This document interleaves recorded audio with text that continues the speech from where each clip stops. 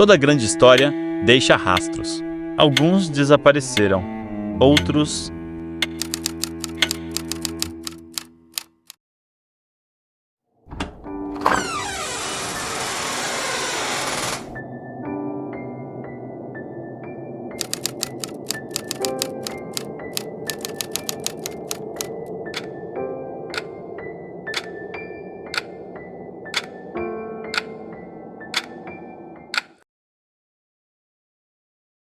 Toda fotografia congela um instante, mas algumas escondem uma vida inteira.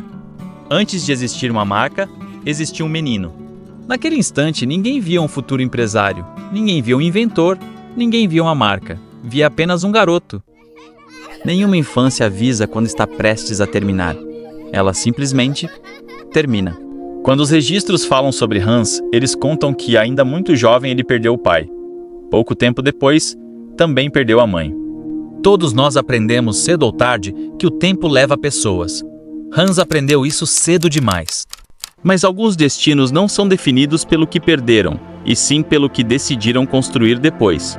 Sem família, sem fortuna e sem imaginar o futuro que o aguardava, Hans tomou um trem. Foi uma viagem comum, mas ela mudaria a história para sempre. Enquanto Hans crescia, o mundo também mudava. As fábricas nunca dormiam, os navios cruzavam oceanos, os trens encurtavam distâncias, o século XX acelerava. Mas existia uma pequena contradição. O mundo corria e as horas continuavam presas dentro do bolso. Foi então que Hans fez uma pergunta. E se as horas deixassem o bolso e passassem a acompanhar o pulso? Nenhum documento registra o exato instante em que uma ideia nasce, mas às vezes os rastros são suficientes para reconstruí-la. Hoje parece estranho imaginar, mas houve um tempo em que relógios de pulso eram considerados frágeis demais, elegantes demais, pequenos demais. Enquanto muitos tentavam vender o que as pessoas já queriam, Hans observava aquilo que elas ainda nem sabiam que precisariam.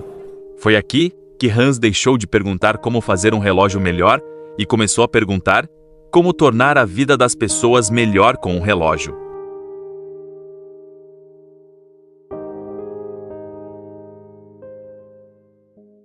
Toda marca deixa documentos, mas poucas deixam registrado o instante exato em que passaram a existir. Empresas podem fabricar produtos, marcas fabricam lembranças. Então, restaram apenas 5 letras: Rolex. Curtas, simples, fáceis de pronunciar em praticamente qualquer idioma, fáceis de lembrar, pequenas o bastante para caber no mostrador de um relógio, grandes o bastante para atravessar gerações. Mas Hans sabia que um nome bonito jamais seria suficiente. Agora, ele precisava provar que aquele nome merecia confiança. Algumas histórias sobrevivem porque foram contadas, outras porque foram documentadas. À primeira vista, aquilo parecia apenas um certificado, um pedaço de papel envelhecido com assinaturas e selos oficiais. Mas, quando aprendemos a ler os documentos da maneira certa, eles deixam de ser apenas papel e passam a contar histórias. Em 1910, um relógio de pulso recebeu um certificado oficial de precisão na Suíça. Hoje, isso pode parecer apenas mais um detalhe histórico, mas naquela época era uma revolução silenciosa. Até aquele momento, muita gente acreditava que um relógio de pulso jamais conseguiria alcançar a precisão de um relógio de bolso. Mas aquele documento começou a mudar essa história. À primeira vista, parece apenas um certificado. Mas, quando um investigador aprende a ler os documentos, eles deixam de ser papel e passam a contar histórias. Hoje, quase ninguém questiona a precisão de um relógio de pulso. Mas existiu um tempo em que isso parecia impossível. Foi aqui que Hans tomou uma decisão rara. Em vez de pedir que as pessoas acreditassem nele, ele decidiu provar.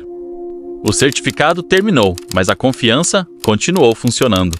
Existe um detalhe curioso sobre a confiança. Ela não nasce quando tudo dá certo.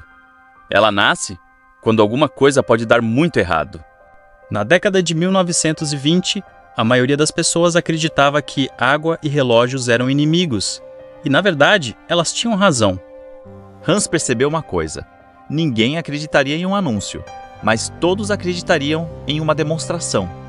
A investigação levou até ela, uma nadadora, um canal, água gelada e um relógio que precisava provar seu valor. Toda investigação chega a um momento em que não existem mais teorias, existe apenas o teste.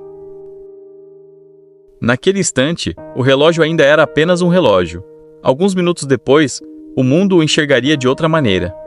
Ela entrou, 1 hora, 2, 3. O frio aumentava, as ondas também.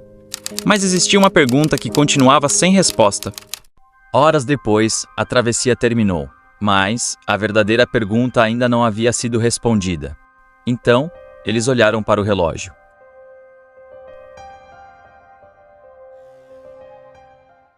Dias depois, os jornais começaram a contar a história.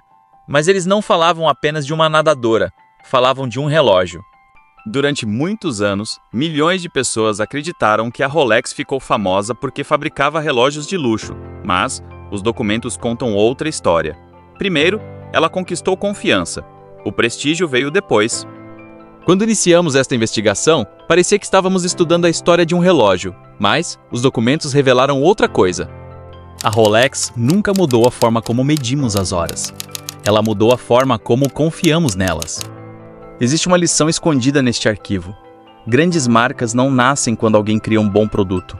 Elas nascem quando alguém decide conquistar uma confiança que será colocada à prova todos os dias. Este documento está oficialmente encerrado, mas a estante ainda guarda centenas de caixas. Existe uma caixa que há décadas espera para ser aberta. Ela será o próximo documento.